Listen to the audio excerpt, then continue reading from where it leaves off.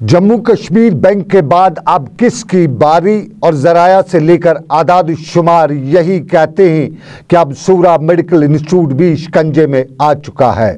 ज़राया के मुताबिक रियासत में इंटेलिजेंस इदारों ने मरकज़ी वजारत दाखिला को रियासत के करप्ट इदारों की जो फहरिस्त भेजी है उसमें सूरा मेडिकल इंस्टीट्यूट भी शामिल है और मरकज़ी वजारत दाखिला ने एंटी करप्शन ब्यूरो को सूरा मेडिकल इंस्टीट्यूट में हुई धांधलियों की बड़े पैमाने पर तहकीकात के अहकाम दिए हैं और एंटी करप्शन ब्यूरो ने अपनी तहकीकात शुरू करते हुए सूरा इंस्टीट्यूट से कुछ फाइलों की तहकीकात शुरू की है। ज़राया के मुताबिक एंटी करप्शन ब्यूरो ने सबसे पहले अपनी तहकीकात में 2014 के सैलाब के बाद की गई खरीदारी पर रेड मार्क लगाते हुए यहाँ कई शुबात को जन्म दिया है। एंटी करप्शन ब्यूरो ने जिन शुबात पे शुरुआत की है उनमें से एक आरटीआई के जवाब में लिखी गई चिट्ठी है और आरटीआई में सवाल का चिट्ठी नंबर SIMS/366-2015-2472 डेटेड 15/4/2015 में जवाब देते हुए लिखा है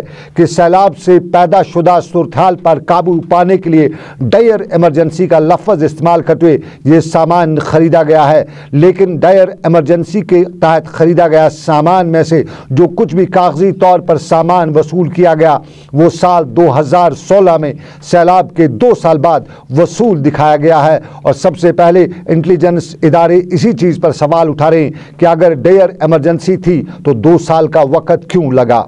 एंटी करप्शन ब्यूरो के पास डॉक्यूमेंट्स के मुताबिक सैलाब के फौरन बाद सिक्किम्स बिमना के लिए 3 करोड़ 84 लाख रुपए की खरीदारी की गई और ये खरीदारी उस सामान की गई जो सैलाब में तबाह हुआ था और इन डॉक्यूमेंट्स के मुताबिक सैलाब के लिए 4 अदद एक्सरे मशीनें, 5 अदद पोर्टेबल एक्सरे, 50 NI मशीनें, 5 ventilators, 120 syringe infusion pumps, 4 operation table, 96 lakh का फर्नीचर और 48 लाख की दवाइयां भी शामिल हैं। मशीनरी की खरीदारी अपनी जगह पे, लेकिन 96 लाख के फर्नीचर में 6 लाख की एक टेबल भी खरीदी गई है और कुल मिला के यहाँ ये भी बताया जाता है कि ऑफिस के लिए जो मेज़ खरीदी गई है उसकी कीमत 6 लाख से ऊपर है और एंटी करप्शन ब्यूरो इस चीज़ की तहकीकात अब कर रहा है कि ये 6 लाख से ऊपर की टेबल है वो कहाँ से मिलती है और किस तरह मिलती है। एंटी करप्शन ब्यूरो जिन लाइनों पर तहकीकात कर रही है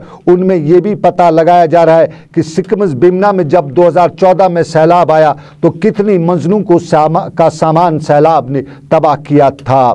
सिक्किम्स में तब कितने वेंटिलेटर थे वो अलग बात, लेकिन अगर 5 नए वेंटिलेटर खरीदे गए हैं तो सिक्किम्स के आईसीयू में आज भी सिर्फ 3 ही वेंटिलेटर क्यों काम करते हैं, बाकी 2 कहाँ गए? क्या उन्हें ज़मीन खा गई या आसमान निगल गया? और पुराने वेंटिलेटर जो हैं वो कहाँ पे हैं? और इस खरीदारी में अगर 9 एक्सरे खरीदे गए हैं तो वो 9 के 9 सिक्किम्स में किस किस जगह लगाए गए हैं? और अगर खरीदारी में 4 ऑपरेशन टेबल खरीदे गए हैं तो फिर उन टेबलों में ओटी लाइट्स क्यों नहीं है? और अगर ओटी लाइट्स भी खरीदी गई थी तो फिर पुरानी ओटी लाइट्स कहाँ हैं? और नई ओटी लाइट्स खरीदने का इस सारे हिसाब किताब में कहीं कोई नाम नहीं है।